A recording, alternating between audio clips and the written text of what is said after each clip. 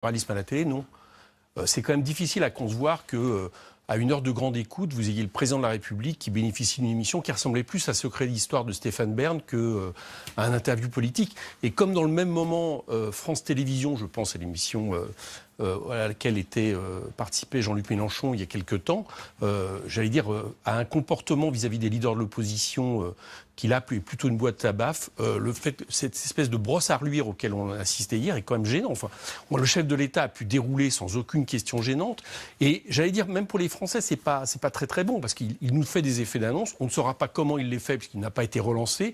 Bon, c'est un moment de communication qui est très à l'image d'une Ve République de plus en plus monarchique. Il vous dit, je fais ce que j'ai dit. Il promet d'ailleurs qu'il y aura des résultats sur les ordonnances travail dans le quinquennat. Est-ce que vous le reconnaissez au moins d'être en ligne avec ses engagements? Oui, il est en ligne avec ses engagements. Maintenant, je vous rappelle que François Hollande annonçait la baisse du chômage. Oui. Ça n'a pas eu lieu et je ne crois pas que les ordonnances vont provoquer quoi que ce soit. D'ailleurs, le MEDEF l'a dit lui-même. Il a expliqué que ces ordonnances lui allaient très bien. Pour cause, c'est une politique du MEDEF qui est appliquée à la tête de l'État, mais que pour autant, c'est pas ça qui allait créer de l'emploi en France. Vous savez, ce que nous propose aujourd'hui le gouvernement, c'est l'idée qu'il faut donner beaucoup d'argent au capital, il faut déréguler, ça va provoquer les investissements productifs de demain et les emplois d'après-demain. C'est Helmut Schmidt, chancelier allemand, qui disait ça dans les années 70. On a vu l'explosion des profits, pas d'investissement et l'explosion du chômage. Donc c'est une politique qui ne marche pas et je ne vois pas pourquoi elle marcherait mieux en France. Et vous dit quand même, s'il y a des erreurs qui ont été faites, je les corrigerai. Ça, c'est quand même une ouverture. Oui, d'accord. Enfin bon, qu'est-ce que vous voulez qu'ils disent d'autre que cela? Ça vous a pas convaincu? Non, j'ai pas Il a passé le week-end à Chambord, le chef de l'État, pour fêter Noël en famille, en avance, avec la famille de son épouse Brigitte Macron. Une soirée était organisée au sein du château. Est-ce que c'est une faute, Éric Coquerel? Voilà, ça va être la prochaine épisode de Secret d'Histoire avec à Chambord cette fois-ci. Vous dites ça avec ironie. Bon, manifestement, Emmanuel Macron, il se sent bien, j'allais dire, dans cet aspect très monarchique de la Ve République. Rappelez-vous le Louvre, le jour de son intronisation comme président de la République. Il transforme un peu l'Élysée de la même manière, comme on l'a vu hier soir, une espèce de visite de palais au lieu d'un interview politique. Mais parce qu'on est président, on peut pas aller à Chambord? Non, c'est pas ça. Le problème, c'est que il y a un symbole. Maintenant, je vais pas non plus en faire une affaire d'État. Je veux dire, il choisit ça, il choisit ses images. Je pense qu'il est Emmanuel Macron, il est quelque part transgressif, mais j'allais dire une transgression qui est celui du monde de l'argent. Voilà, il l'assume, il a de l'argent, il fait partie, j'allais dire, d'une société qui n'est pas celle qui souffre de faim ou qui souffre d'être sans abri tous les jours en France, et il donne à voir un espèce d'image qui ressemble plus à du papier glacé, comme on pouvait voir des grandes semondes, vous savez, qu'on peut consulter et qu'on peut feuilleter. Bon, voilà, c'est son style.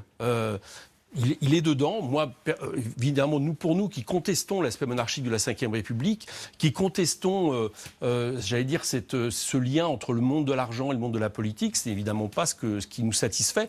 Mais en tout cas, au moins, ça montre une vraie différence entre lui et nous. C'est peut-être pas plus mal pour la démocratie. Cela dit, ça n'a pas totalement l'air de scandaliser les Français, parce que si on regarde la dernière enquête IFOP-JDD sur la popularité du chef de l'État, qui a été publiée hier, on voit qu'il redevient majoritaire, 52% de satisfaits, plus 6 points par rapport au mois de novembre. C'est même une remontée assez inédite dans l'histoire des présidents de la République. Ça veut rien dire, ça? Non, mais ça n'a aucun rapport avec Chambord, vous en conviendrez.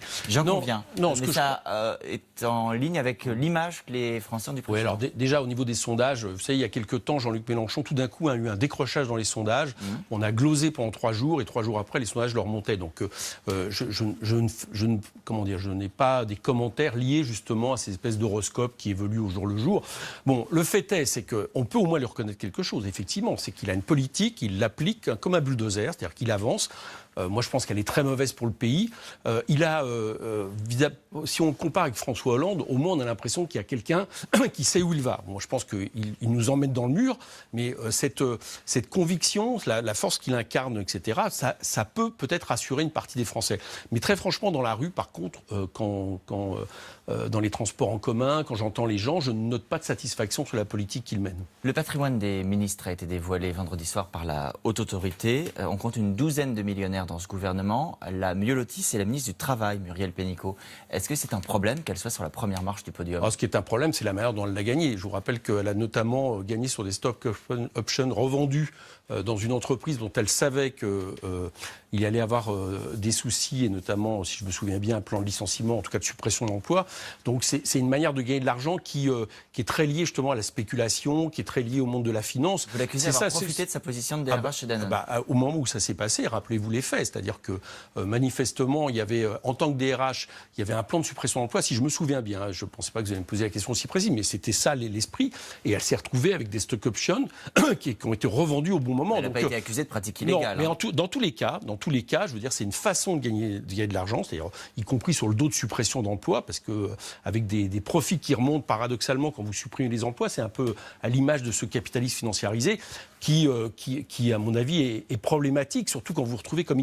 Mais au-delà de ça, c'est pas un ministre qui est millionnaire n'est pas forcément un mauvais ministre. Là, ce qui se passe un peu, et c'est un petit peu à l'image de cette majorité d'En Marche, c'est qu'ils sont beaucoup à être millionnaires. Bon. Et beaucoup à être millionnaires, y compris Mme Pénicaud, en ayant gagné finalement l'argent plus sur la question de la spéculation que sur, on va dire, leur qualité de travail. Je voudrais qu'on s'arrête un instant justement sur les cibles de la France insoumise et sur des propos qui ont été prononcés par Jean-Luc Mélenchon hier.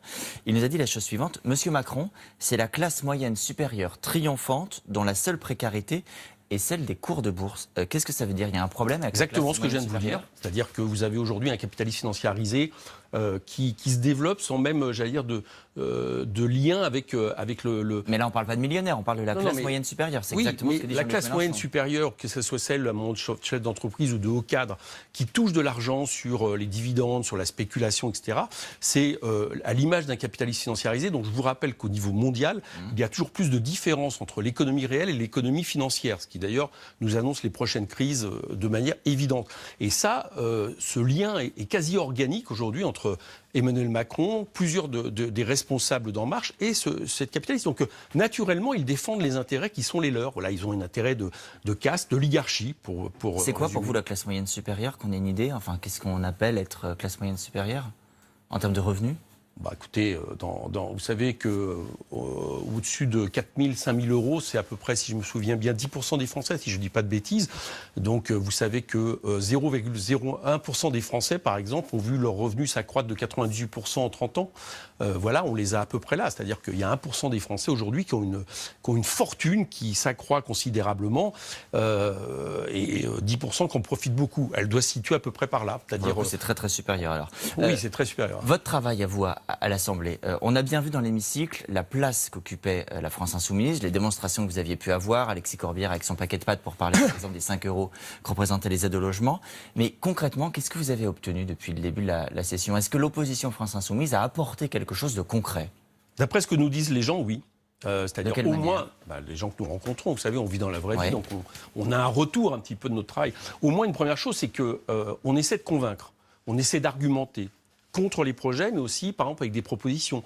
J'ai moi-même été le pilote, en tant que membre de la Commission des Finances, d'un contre-budget. Donc on essaye de dire, voilà ce que nous ferions si nous gouvernions le pays. Et je crois que c'est la meilleure manière, quelque part, de s'opposer, de montrer qu'il y a une alternative gouvernementale, crédible à ce que nous vivons aujourd'hui. Ça, au moins, je crois que c'est passé comme message. Après, dans l'Assemblée, très sincèrement, c'est très compliqué aujourd'hui de faire passer quelques amendements. Je pense qu'on a dû en faire passer moins d'une demi-douzaine depuis le début de la mandature, mais c'est peut-être plus... C'est d'abord et avant tout du fait de la responsabilité d'En Marche, qui, je dois dire, accepte bien peu de choses de l'opposition. L'un des prochains gros dossiers sont les discussions sur l'assurance chômage. Est-ce que vous faites confiance aux syndicats? Je vous pose la question parce que Jean-Luc Mélenchon a dit qu'il avait été déçu par l'absence de front syndical uni sur les ordonnances travail. Est-ce que là, votre espoir est plus grand? Oui, on ne peut être que déçu, mais la responsabilité, elle est d'abord de la part des syndicats qui ne viennent pas se mobiliser à côté de ceux qui le font.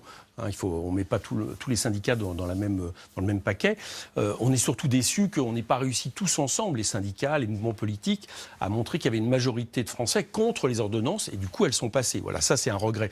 Maintenant, il y a la suite. Effectivement, il y a le chômage, vous l'avez annoncé. Il y a les retraites aussi, qui annoncent un projet de fin de retraite par répartition. C'est ça, la retraite par points. Et là, j'espère que nous parviendrons justement par rapport à des attaques qui sont d'une force inédite, à proposer quelque chose de nouveau. Et ce nouveau, ce peut être justement le fait d'être tous réunis, syndicats, associations, mais la France mouvements Insoumise politiques. appellera à des manifestations sur ce dossier ou En tout cas, la France Insoumise fera tout pour qu'on arrive justement à montrer que le peuple, dans sa majorité, est opposé à ces projets. Alors, on n'a pas encore les réponses. Est-ce que ça se passe par des grandes marches? Est-ce que ça se passe par des mouvements proches des collectivités locales qui vont beaucoup souffrir des politiques à venir? Mais ça peut être aussi, et là c'est le rôle des syndicats, vous savez, il y a des mouvements en ce moment qui gagnent, après des dizaines de jours de grève. Là, il y avait les salariés de Net qui étaient sous-traitants de la SNCF qui viennent de gagner, sous-traitants de Vélib. Donc il y a des victoires et à chaque fois, elles se basent sur quoi? Elles se basent sur la grève. Donc après tout, peut-être aussi que les Français vont redécouvrir que la grève est un moyen justement de faire face au projet. Jean-Luc Mélenchon a lancé hier un appel à la jeunesse également pour qu'elle se préoccupe de son futur, a-t-il dit. Il l'espère, il la souhaite. Pourquoi est-ce qu'elle ne vient pas, cette mobilisation ? Parce qu'il y a des conditions objectives pour la jeunesse qui posent un peu les mêmes problèmes que pour les salariés. C'est de plus en plus dur de faire grève quand vous êtes salarié. Et quand vous êtes jeune à l'université, dans des conditions d'études très difficiles du fait des budgets de l'université qui n'ont pas été au rendez-vous depuis 10 ans, que vous travaillez, vous savez que 50% des étudiants travaillent, eh bien, rater une journée de cours aujourd'hui, c'est beaucoup plus difficile qu'il y a une trentaine d'années, quand moi j'étais étudiant, que je me mobilisais. Donc c'est un petit peu ça qui est difficile. Et puis le gouvernement aussi a l'art un petit peu d'emberlificoter les choses. Il nous présente un projet comme un projet technique, alors que c'est un vrai projet de sélection à l'entrée de l'université. Et je dois dire que le temps d'essayer d'expliquer en quoi ce projet est dangereux, c'est un temps qui nous met qui ne facilite pas la mobilisation. Mais on va essayer, on n'a pas lâché prise et on espère qu'au mois de janvier, on va arriver justement à mobiliser les lycéens et les étudiants. En tout cas, on va tout tenter pour. Le gouvernement prépare un texte sur les questions d'asile et d'immigration, ce sera pour le printemps. L'idée, c'est globalement expulser davantage pour aussi mieux pouvoir accueillir les réfugiés. Pour vous, il faut rien changer à la situation d'aujourd'hui ? Ah si, il faut régler les causes pour lesquelles des réfugiés partent de manière contrainte, risquent leur vie sur la Méditerranée ou maintenant dans les Alpes. Il y a un excellent article de votre confrère Libération ce matin sur ce sujet. Et les causes, c'est les guerres, les causes, c'est le libre-échange, les accords de libre-échange, par exemple avec l'Afrique, dans lesquels la France a toute sa responsabilité. Donc il faut agir. Et je ne parle même pas des causes climatiques. Et expulser ceux qui sont en situation illégale en France. Non. Vous les expulsez où? Vous les jetez à l'eau? Qu'est-ce que vous faites? Vous les rejetez comme on le fait actuellement de l'autre côté d'un col dans les Alpes, au risque de les voir mourir de froid. Le gouvernement est prévu. Donc aujourd'hui, on a 80 000. Vous savez, aujourd'hui, on a 80 000 personnes qui arrivent, qui demandent un droit d'asile. Environ un tiers sont, un peu plus d'un tiers maintenant, l'obtiennent. Peut-être qu'il faut regarder un peu l'élargissement justement de ce droit d'asile aux conditions climatiques, économiques. Mais quand je compare, par exemple, le Bangladesh, qui actuellement accueille 800 000 personnes. Au niveau de ce qui se passe au niveau des Rohingyas, vous savez, cette minorité musulmane qui est persécutée en Birmanie, je me dis qu'un pays comme le nôtre ou des pays comme en Europe, on a peut-être les moyens d'accueillir dignement quelques dizaines de milliers de personnes. Je vous rappelle qu'on l'a fait pour les boat people, ce qui montre bien que quand on a une volonté politique, on le fait. Bon. Et là, on peut pas continuer à penser qu'on va mettre des barbelés toujours plus haut, que les gens vont crever de froid dans les Alpes ou être noyés en Méditerranée ou qu'on va les rejeter je ne sais où. Donc on a un problème objectif. Ce problème, c'est de régler les causes. Il faut s'y mettre, mais en même temps, il faut accueillir dignement les gens. Je vais vous montrer une photo.